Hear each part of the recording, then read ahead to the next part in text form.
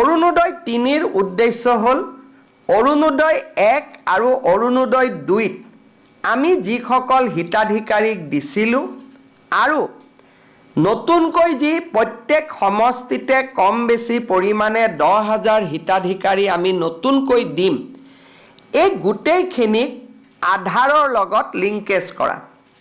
এতিয়া মানুহে ক'ব যে আমি আধাৰৰ আকৌ কোনোবা লাইনত যাব লাগিব নেকি, আধাৰ বিচাৰিব লাগিব নেকি? আমি ৰাইজক সেই কষ্টটো দিব খোজা নাই। কাৰণ আজিৰ দিনত অসমত যি পৰিয়ালৰে ৰেচন কাৰ্ড আছে তেওঁলোকে আধাৰ অলৰেডি ৰেচন কাৰ্ডখন আধাৰৰ লগত সংযোজিত কৰি থৈ দিছে। ২টা বছৰ আগতেই আমি সেই কাম সমাপন কৰিছিলোঁ। আজিকালি কোনেও ৰেচন কাৰ্ড নাপায় যদিহে আধাৰ নাথাকে। আধাৰৰ লগত লিংকেজ হয় আৰু পজ বুলি মেচিনটোত চিনমোহৰ মাৰিলেহে ৰেচন কাৰ্ড পাব পাৰে।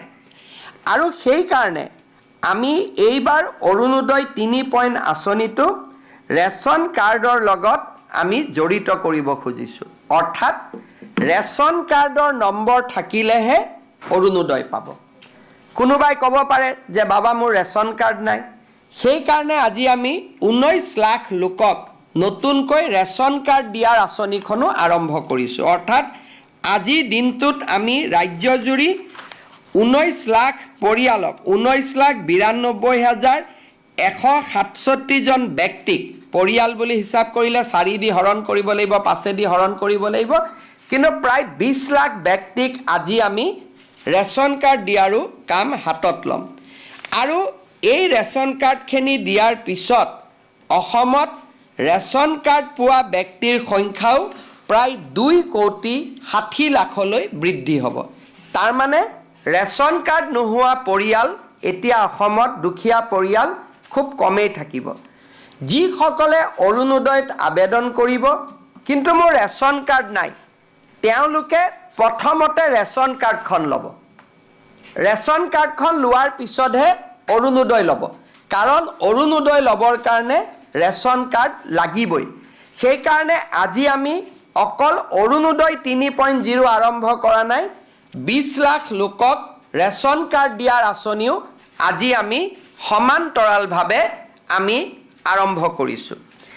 এতিয়া মই ৰেচন কাৰ্ড কেনেকৈ পাব লাগে তাৰ বিষয়ে চমুকৈ ক'ম যে যি পৰিয়ালৰ বাৰ্ষিক উপাৰ্জন ৪ লাখতকৈ কম আৰু চৰকাৰী চাকৰি তেওঁলোকৰ পৰিয়ালত নাই, তেওঁলোকে ৰেচন কাৰ্ড পাব পাৰে। গতিকে আজি যিসকল লোকৰ হাতত ৰেচন কাৰ্ড নাই তেওঁলোকক মই পৰিয়াল পৰিচয় পত্ৰৰ বাবেও আবেদন কৰিবৰ বাবে আহ্বান জনাম। আজিৰ পৰা আমি সেই কাৰ্যসূচীও আৰম্ভ কৰিছোঁ। এতিয়া অৰুণোদয় ৩ আমি কেনেকৈ গঠন কৰিব খুজিছোঁ।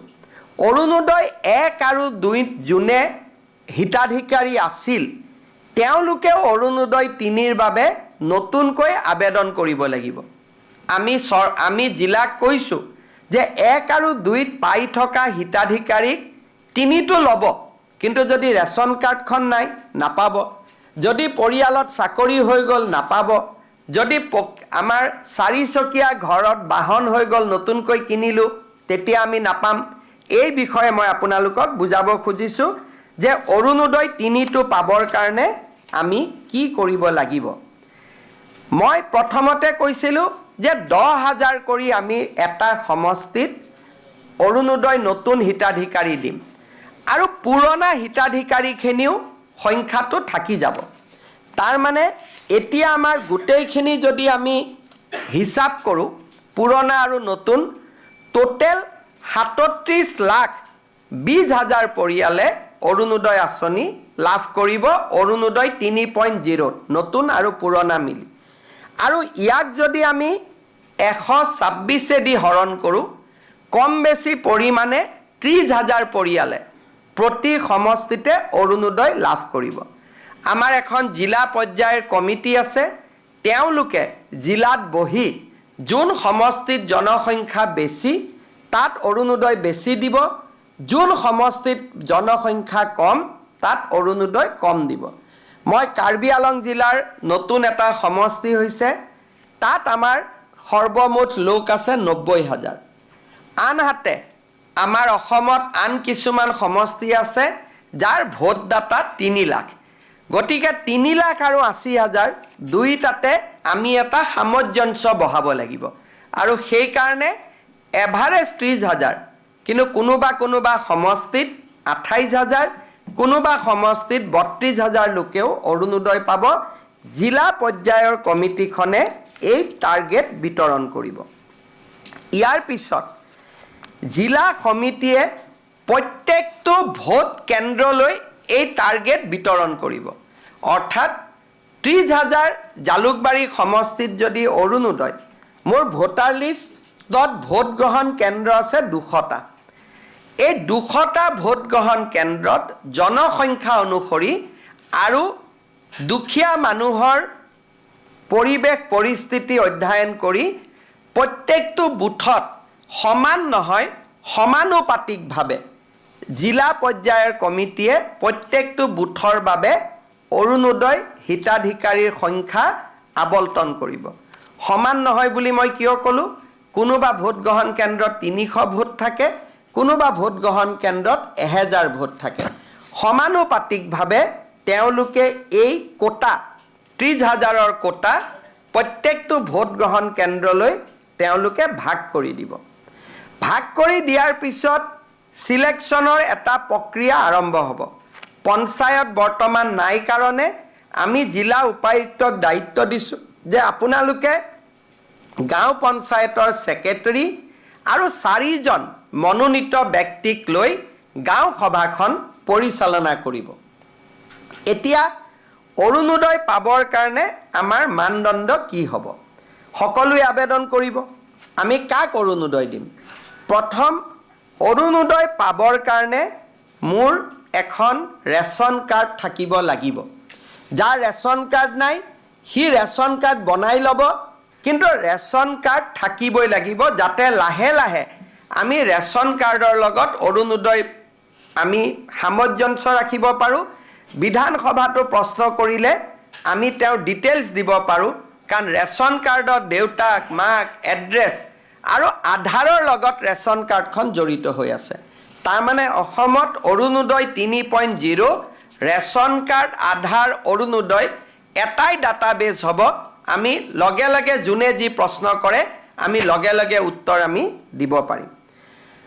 অৰুণোদয় পাবৰ কাৰণে আমি কি কৰোঁ? প্ৰথম অৰুণোদয় আমি কাক দিওঁ?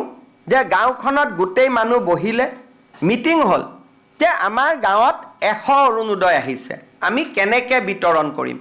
বহুত সময়ত বহুত মহিলাই মোক কয়, বাবা মই অৰুণোদয় পোৱা নাই। কোনোবাই কয় মই অৰুণোদয় পাইছোঁ, কোনোবাই কৈছে মই ধনী মানুহে অৰুণোদয় পালে, দুখীয়াই পোৱা নাই। মই ইলেকশ্যন মিটিঙত গ'লে মানুহে এনেকুৱা বহুত অভিযোগ কৰে। আজি অসমৰ সকলো জাগাতে 2,000, 3,000, 5,000 মানুহ বহি আছে, বিশেষকৈ আই মাতৃসকল বহি আছে অৰুণোদয়ৰ বিষয়ে শুনিবৰ কাৰণে। মই বুজাই দিব খুজিছোঁ যে অৰুণোদয় কোনে কোনে পাব লাগে। প্ৰথম অৰুণোদয় পাব কোনে লাগে? বিধৱা মহিলাগৰাকী, অৰ্থাৎ যি পৰিয়ালত বিধৱা মহিলা আছে সেই পৰিয়ালে অৰুণোদয় আঁচনি পাব লাগে। যদি কোনোবা পৰিয়ালত 45 বছৰৰ ওপৰৰ অবিবাহিতা ছোৱালী আছে সেই পৰিয়ালটোৱেও অৰুণোদয় পাব লাগে। কোনোবা পৰিয়ালত যদি বিবাহ বিচ্ছেদ হোৱা মহিলা আছে সেই পৰিয়ালটোৱেও অৰুণোদয় পাব লাগে। কোনোবা পৰিয়ালত যদি স্বামীয়ে বিবাহ বিচ্ছেদ আইনমতে দিয়া নাই কিন্তু এৰি থৈ গুচি গ'ল, তেনেকুৱা মহিলা থকা পৰিয়ালত অৰুণোদয় পাব লাগে। এইটো হ'ল অৰুণোদয় প্ৰথম নিয়ম। দ্বিতীয় অৰুণোদয় কোনে পাব লাগে?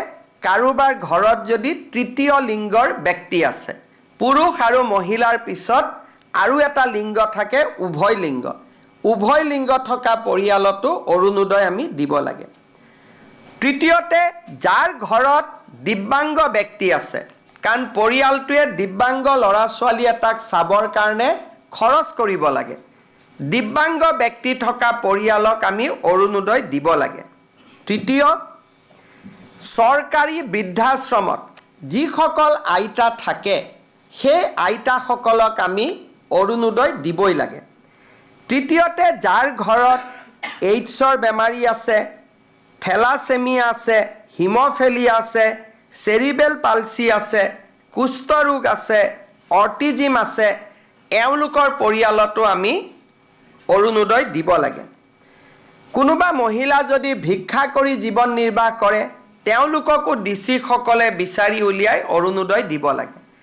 আৰু এইখিনি মহিলাক অৰুণোদয় দিয়াৰ পিছত যিখিনি বাকী থাকে সেইখিনি যাৰ বাৰ্ষিক উপাৰ্জন 2 লাখ টকাতকৈ কম তেওঁলোকে অৰুণোদয় আঁচনি পাব পাৰিব।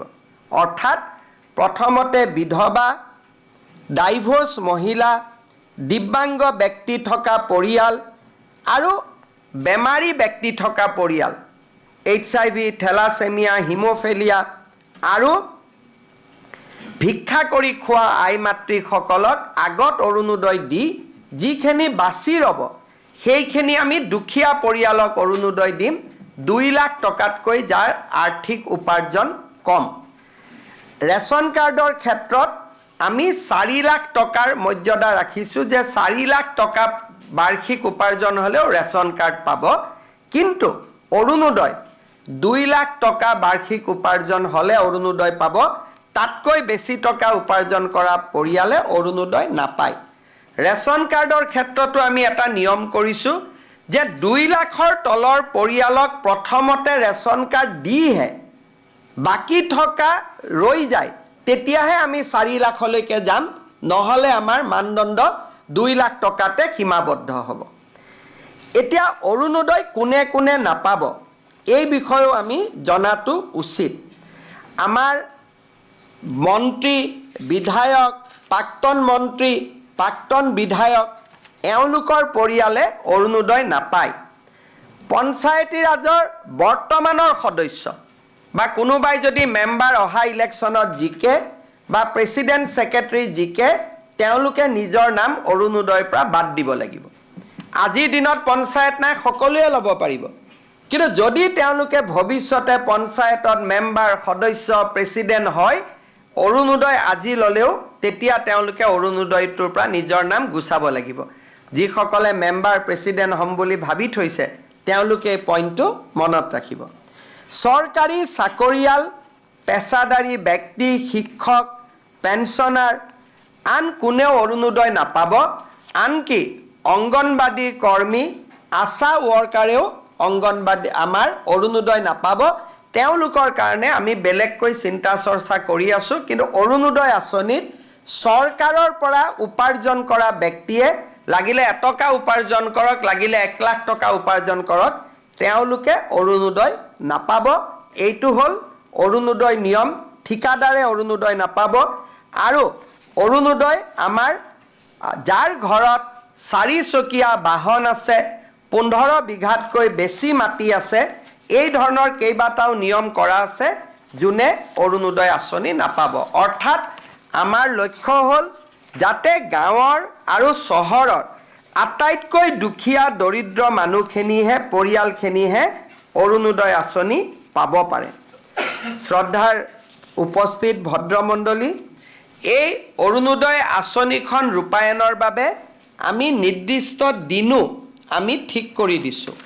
আমি ভাবোঁ যে অৰুণোদয় পুৰণা বেনিফিচিয়াৰী আৰু নতুন বেনিফিচিয়াৰী এই গোটেইখিনিক অৰুণোদয় 3ত সমাহিত কৰি ল'বলৈ আমি আজিৰ পৰা ব্যৱস্থা আৰম্ভ কৰিম 19 ছেপ্টেম্বৰ 2024 পৰা।